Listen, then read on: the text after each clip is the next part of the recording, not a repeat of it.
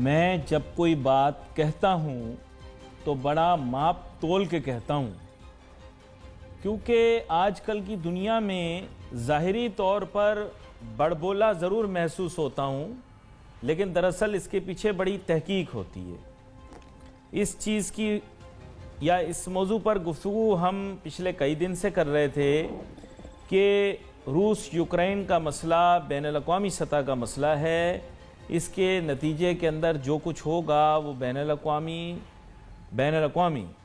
सियासी और माशी हालात पर असरअंदाज होगा, और पाकिस्तान को अपने पत्ते सही से खेलने हैं या फिर पत्ते मौजूदा तौर पे खेलने ही नहीं हैं, क्योंकि मजबूरी में ही इंसान जो है वो एक ऐसी चाल या ऐसा कदम उठाता है जिसके रेमिफिकेशंस या आउटकम्स बहुत सारे मुख्तलिफ नौइयत के हो सकते हैं।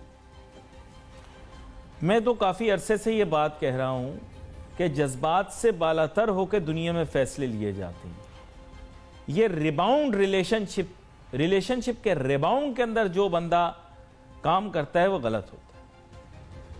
पाकिस्तान वेस्ट के साथ जो रिलेशनशिप थी उसमें कड़वाहट आ जाने के बाद रिबाउंड के ऊपर था और किसी भी दोस्त के साथ पींगे बढ़ाने पर जुटा हुआ था।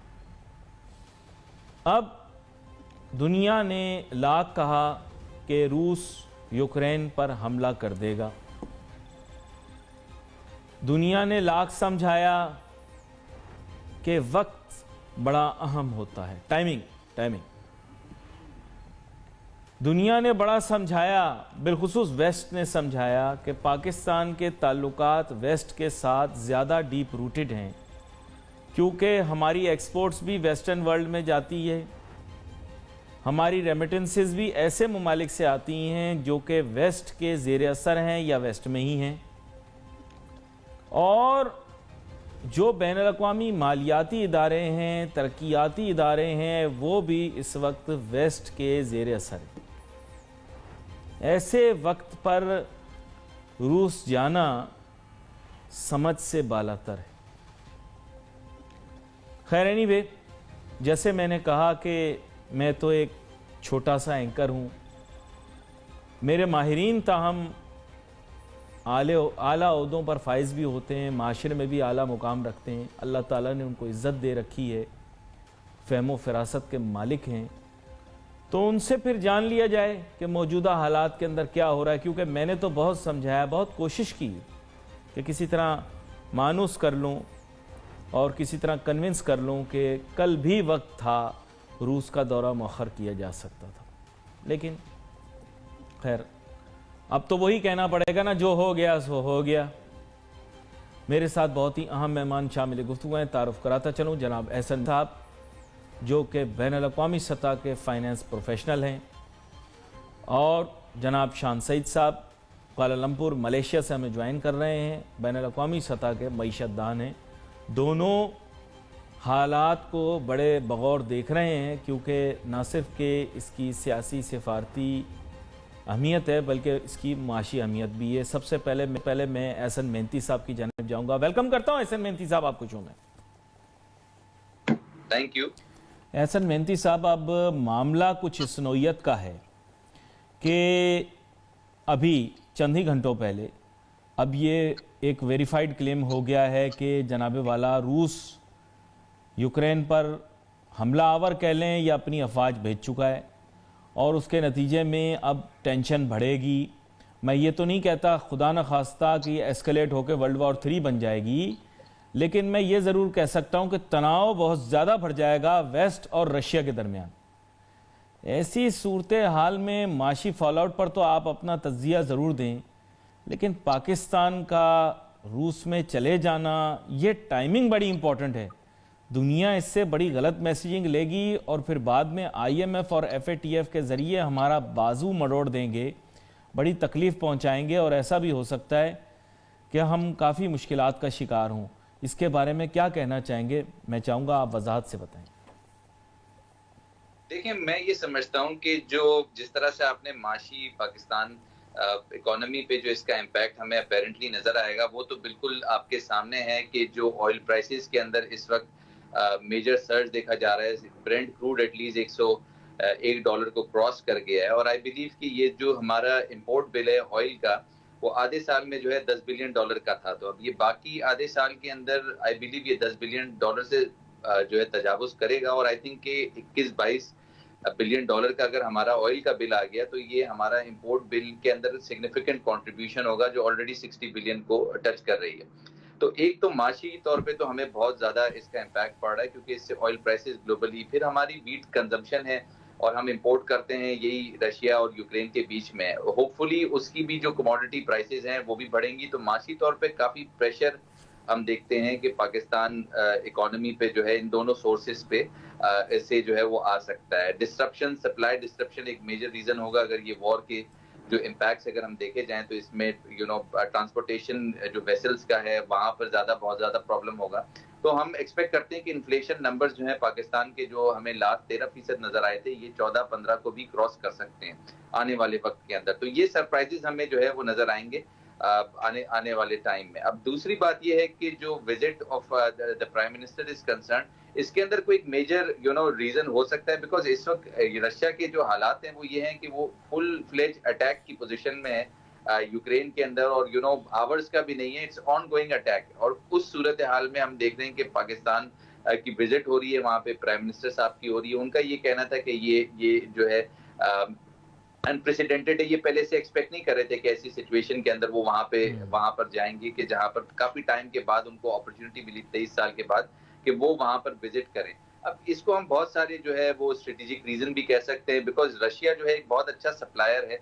जिस तरह मैंने कहा कि वीट का बहुत अच्छा सप्लायर है पाकिस्तान को, कमोडिटीज, गैस, बहुत सारे ऐसे मामलात हैं जिसके अंदर रशिया से ताल्लुकात बेहतर किए जा सकते हैं। रशिया चाइना का भी पार्टनर है, तो आई थिंक इसको हम स्ट्रेटेजिक तनाजु में देखें तो वो ज्यादा बेहतर है बनिस्बत इसके कि हम ये देखें कि हमारी जो मेजर एक्सपोर्ट मार्केट्स हैं लाइक यूएसए और यूके, जो सर्टेनली उसके बरक्स जो है वो उसके मुखालिफ जो है उस वक्त रशिया के चल रही हैं, या नेटो फोर्सेस को उन्होंने ज्वाइन किया हुआ है। तो आई बिलीव कि काफी क्रिटिकल एनालिसिस इस पर हो सकता है कि हमें क्या फवायद हासिल हो सकते हैं। जाहिर है हम एक सिंपैथी ले रहे हैं रशिया की तरफ इस वॉर के अंदर, और फिर वो एक्सपोर्ट मार्केट्स हमारी हैं, उनके लिए हमारी सिंपैथीज हैं बहरहाल, लेकिन जाहिर है उनके पास इस वॉर टाइम में हम नहीं मौजूद हैं।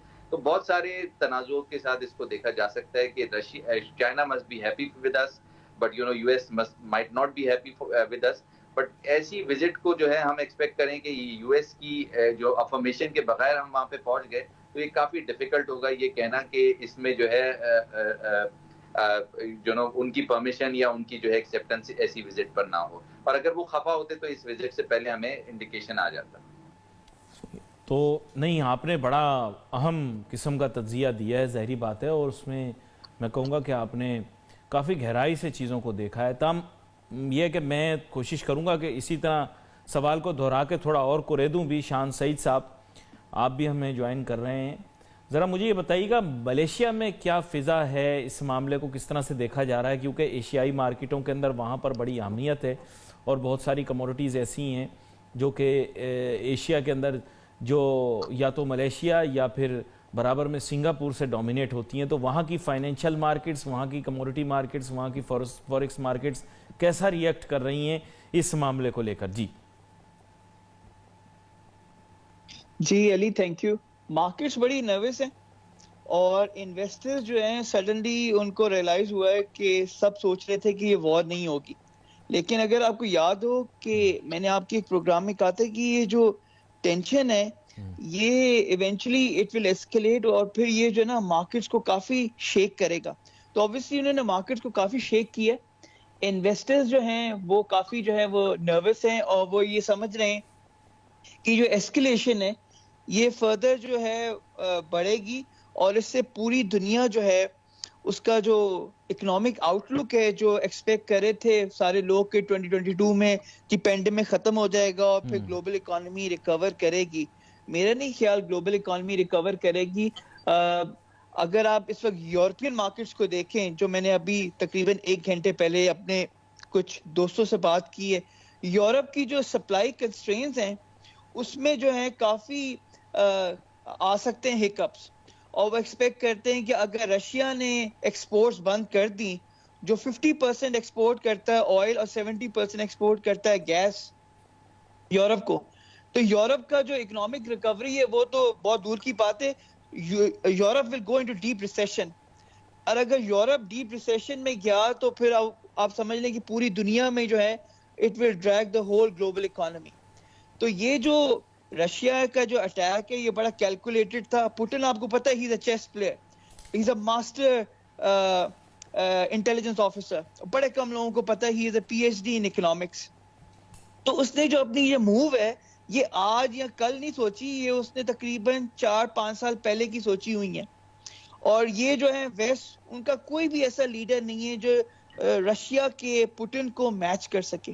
तो मेरे ख्याल उसकी बड़ी कैलकुलेटेड मूव थी। इमरान खान और पाकिस्तान को ऑलरेडी जो है जो रशिया की जो मूव्स हैं उसका पता था, और हमने जो डिसीजन लिया है, जो हमारा पिवट है टुवर्ड्स चाइना एंड रशिया, मेरे हिसाब से वो बिल्कुल सही है, क्योंकि west is becoming irrelevant. West की जो इकोनॉमी है वो आहिस्ता आहिस्ता उनको प्रोडक्टिविटी इश्यूज आ रहे हैं, उनको पेंडेमिक में काफी प्रॉब्लम हुआ है। तो मेरा ख्याल है ये जो एस्केलेशन है ये फर्दर बढ़ेगी। और मैं आपको ये भी बताता चलूं, अभी 2 घंटे पहले जेपी मॉर्गन की रिपोर्ट आई है, उन्होंने कहा है कि सेकंड क्वार्टर तक जो एवरेज ऑयल प्राइस जो है वो $110 पर बैरल पे चली जाएगी।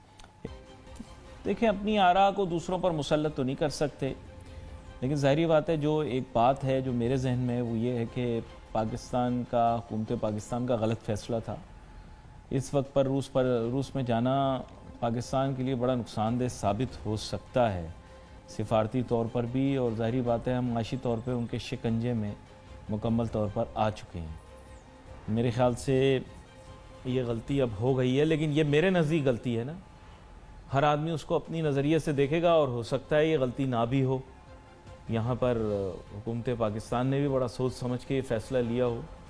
तो खैर, एहसन मेहनती साहब से हम ये जानने की कोशिश करेंगे कि बैनुल-अक़वामी पस मंज़र समझना बहुत ज़्यादा ज़रूरी है, और बैनुल-अक़वामी पस मंज़र के अंदर अहम चीज़ ये है एहसन मेहनती साहब कि ये कॉन्फ्लिक्ट किस लेवल तक एस्केलेट हो सकता है, क्योंकि अगर तो ये महदूद रहता है आपको पता होगा माजी में क्राइमिया और फिर अब दो रियासतें जो हैं उन्होंने जन्म ले लिया यूक्रेन में से बकौल रशिया के, क्योंकि बाकी दुनिया तो शायद उनको तस्लीम ना करे या वक्त ले, लेकिन रूस ने उनको तस्लीम कर लिया है।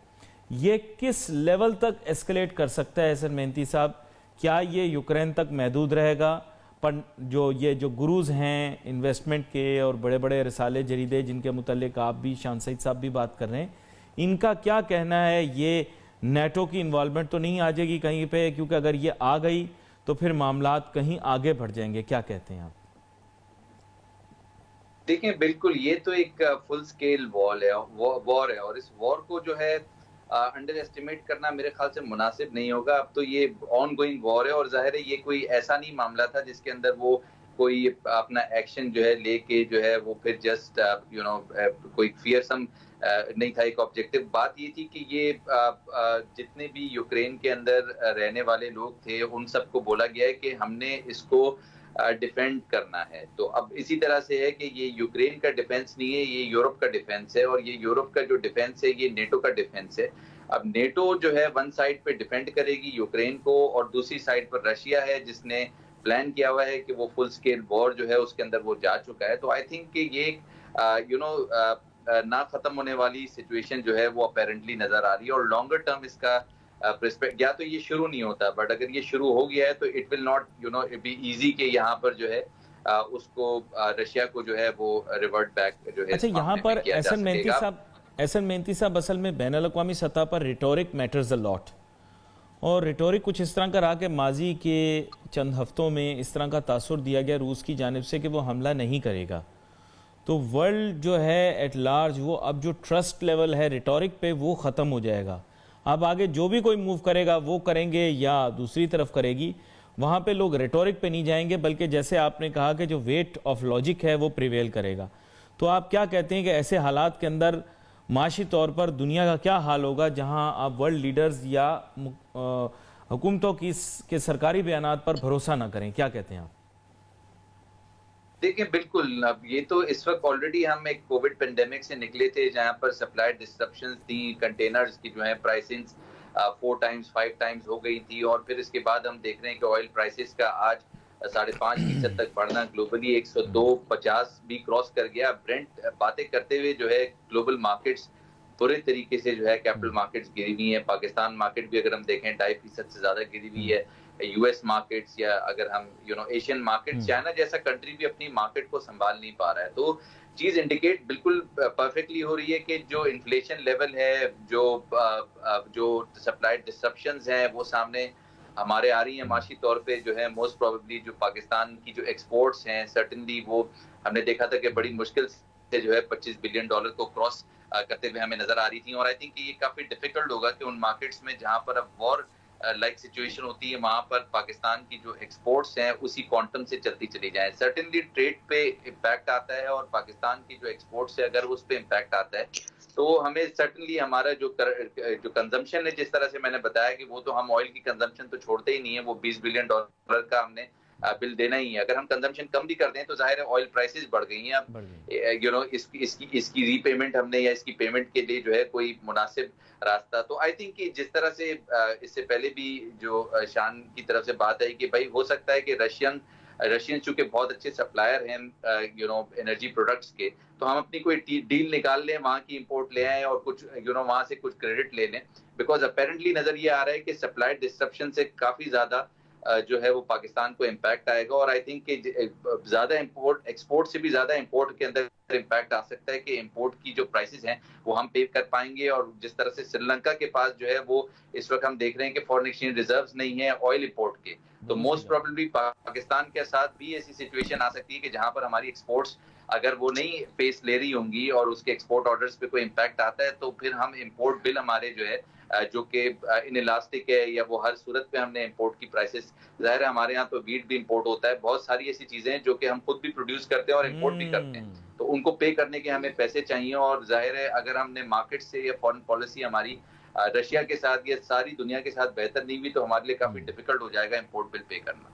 बड़ी अहम बात की है आपने हसन मेहंती साहब, क्योंकि आपने वो दिल के तार छेड़ दिए जिसको कोई एड्रेस नहीं कर सक रहा था। आपने जो बात की है बहुत ही ज़्यादा अहम है कि अगर तिजारत के शोबे के अंदर ये नाजुक धागा जो है ये और मज़ीद कमज़ोर हो जाता है, तो पाकिस्तान को एक तो तेल महंगा भी ख़रीदना पड़ेगा, दूसरा ये कि इम्पोर्ट्स के लिए पैसे, श्रीलंका वाली सिचुएशन, बहुत सारे आपने सवालात उठाए हैं, उनके जवाबात लेता हूँ ज़रूर आपसे भी, शान सईद साहब से भी। शान सईद साहब, बात कुछ ऐसी है कि एहसन मेहंती साहब ने तो बड़ी अहम चीज़ के ऊपर निशानदेही कर दी है कि यहाँ पर तेल की रसाई अगर नहीं होगी तो पाकिस्तान का माशी पहिया तो रुक जाएगा। पाकिस्तान एनर्जी जो है उसका आपको पता है पहले एनर्जी हंगरी था, अगर ये कॉस्ट प्राइस सब बढ़ जाएंगी तो फिर निज़ाम कैसे चलेगा, और फिर कहीं श्रीलंका या लेबनान या तुर्की वाली सूरत हाल तो नहीं हो जाएगी। जो मालिक एंटी वेस्ट गए हैं उनका बड़ा बुरा हाल हुआ है, क्या कहते हैं आप? जी, अभी मैंने इंटरव्यू दिया है यहाँ पर मलेशियन न्यूज़पेपर को कि अगले 2 साल तक यूरोप में जो गैस की सप्लाईज हैं वो टाइट रहेंगी। अगर यूरोप में टाइट रहेंगी तो पूरी दुनिया में भी टाइट रहेंगी। तो आपको पता है पाकिस्तान में, अभी मैं रिसेंटली पाकिस्तान आया हुआ था और मैंने देखा गैस का कितना बुरा हाल है पाकिस्तान में। लाहौर में भी था मैं 10 दिन के लिए, 10 दिन में कराची में भी था, तो मैंने देखा कि गैस की जो सप्लाई है पाकिस्तान में वो काफी टाइट है। तो ऑब्वियसली पाकिस्तान को जो है हमारा जो इंपोर्ट बिल है वो इतना ज्यादा है, हमें और पैसे देने पड़ेंगे। इन्फ्लेशन जो इस वक्त पाकिस्तान में है, ऑफिशियल या अनऑफिशियल, वो मैं डॉक्टर हफीज पाशा को कोट करता हूँ, उन्होंने कहा था पाकिस्तान का इन्फ्लेशन जो है 2022 में 18 से 20% होगा, जो बिल्कुल सही है क्योंकि आपकी मॉनेटरी पॉलिसी फेल हो गई है, आपकी मॉनेटरी पॉलिसी इस वक्त काम नहीं कर सकती। तो पाकिस्तान को बड़े चैलेंजेस का सामना है इस साल भी और 2023 में भी। तो अल्लाह खैर करे, और अगर हमारी रेमिटेंसेस इस तरह अपसर्ज नहीं रहेगा तो पाकिस्तान को भी फॉरेन एक्सचेंज में काफी जो है वो टाइट पोजीशन होगी, और इसीलिए लोग काफी बेट कर रहे हैं कि डॉलर की पोजीशन और ऊपर चली जाएगी। और मैं बड़ा घबराना शुरू हो गया हूँ क्योंकि जो मामलात मैं देख रहा हूँ और जिस तरह मेरे माहिरीन प्रोग्राम के अंदर जो गुफ्तगू कर रहे हैं हमारे माहिरीन, वो मेरे जहन में और बहुत सारे सवालात को जन्म दे रहे हैं। ब्रेक पे जाने से पहले दोनों मेहमानों ने बड़ी तफसील से बताया कि किस किस तरह के मामलात पेश आ सकते हैं और आएंगे। एहसन मेहंती साहब, ब्रेक पे जाने से पहले आपने इसकी वजाहत कर दी कि तिजारती खसारे पर भी इसका इम्पेक्ट आएगा और जो इम्पेक्ट आपने बताया वो ऑयल की प्राइसेस की वजह से भी आएगा और मुख्तलिफ डायमेंशंस को भी आपने एक्सप्लोर किया। लेकिन इस सूरत हाल में मैं चाहूँगा एहसन मेहनती साहब ज़रा एक कहते हैं कि एक सिनारियो ड्रॉ करें कि गॉड फॉरबिड, मैं ये तो नहीं कहता कि बैड टू वर्स सिचुएशन हो जाए, लेकिन what can be bad to worse situation for Pakistan? Can you explain to us and our viewers please? देखें, आई थिंक कि जिस तरह से मैंने आपको बताया था इससे पहले भी कि ये 15 से 16 billion dollar we are expecting के करंट अकाउंट डेफिसिट पाकिस्तान का एक्सपेक्टेड है कि ये आ जाए, ठीक है, इस ईयर के अंदर। अब मोस्ट प्रोबेबली अगर ऑयल प्राइसेस के अंदर अगर 20% चढ़ाव आता है, ग्लोबल ऑयल प्राइसेस के अंदर आता है, तो आई थिंक कि ये कमोडिटीज दीगर जितनी भी हम इंपोर्ट करते हैं, तो मोस्ट प्रोबेबली हमारा जो ये फिगर है फॉर एग्जांपल इंपोर्ट का, ये अगर फॉर एग्जांपल अगर 60 बिलियन डॉलर था, तो ये इंपोर्ट जो बिल है ये चला जाएगा कोई 70 बिलियन डॉलर या 12 बिलियन डॉलर से ज्यादा जो है वो हमें मजीद जो है वो तजावुज हो जाएगा इंपोर्ट बिल। अब अगर ये इंपोर्ट बिल 70 बिलियन डॉलर को क्रॉस कर जाता है, तो हमारा जो current account deficit 15 billion dollar था, ये जा सकता है 25 बिलियन डॉलर तक। तो अगर 25 बिलियन डॉलर पाकिस्तान की रिक्वायरमेंट आ जाती है, तो उस सूरत के अंदर जिस तरह से ये शान सईद साहब ने भी कहा कि जो डॉलर की खपत है उसके अंदर एक मेजर जो है वो रन आ सकता है पाकिस्तान के अंदर, क्योंकि जाहिर है हमें हमारा इंपोर्ट बिल पे करना है। अब ये जो सिचुएशन है ये ऐसा नहीं है कि वी वर नॉट एक्सपेक्टिंग, ये इससे पहले भी मॉर्गन स्टैनले एक्सपेक्ट कर रहा था कि $125 जो है ऑयल जाएगा पर बैरल, और अगर ऐसा नहीं भी होता, यानी कि ऐसी वर्ल्ड लाइक सिचुएशन नहीं भी होती, तो भी हम एक्सपेक्ट कर रहे थे कि जिस तरह से जेपी मॉर्गन ने 110 बैरल्स पर 110 पर बैरल की जो प्राइस कोट की है, इसी तरीके से हमने दीगर जो गोल्डमैन सैक्स है उसकी तरफ से $125 की एक्सपेक्टेशन है कि वो 2023 तक हमें ऑयल प्राइसेस नजर आ जाएगा। तो हम वैसे ही इतने बड़े प्रॉब्लम के अंदर थे कि जहां पर हमें ये करंट अकाउंट डेफिसिट जो है वो आने वाले वक्तों के अंदर हायर साइड पर नजर आ रहा था। लेकिन अगर ये जो आगे वाले वक्तों के अंदर हम हमारी इंपोर्ट्स को, दूसरी इंपोर्ट्स को कम करते, लेकिन अब इस वक्त तो अगर ऑयल प्राइसेस अगर राइट अवे बढ़ जाती हैं या ओवरनाइट एक रात में 5% आपका बिल बढ़ जाता है इंपोर्ट का, और फिर अगली रात को फिर 5% बढ़ जाता है, तो ये जो आने वाला क्राइसिस था वो उससे पहले ही हमें क्राइसिस जो है करंट अकाउंट की सूरत के अंदर मिल सकता है। तो आई थिंक कि माशी तौर पर जो हमारा रुपया अगर वीक होता है और जाहिर है उससे इम्पोर्टेड इन्फ्लेशन आती है, तो उससे हमें एक जनरल कॉस्ट ऑफ लिविंग जो है उसके अंदर एक मेजर जो है वो इंक्रीज आएगा। ऑलरेडी हम फिस्कल डेफिसिट को भी इनकर कर रहे हैं, फिर उसके बाद हमारा करंट अकाउंट डेफिसिट, आम आदमी तैयार हो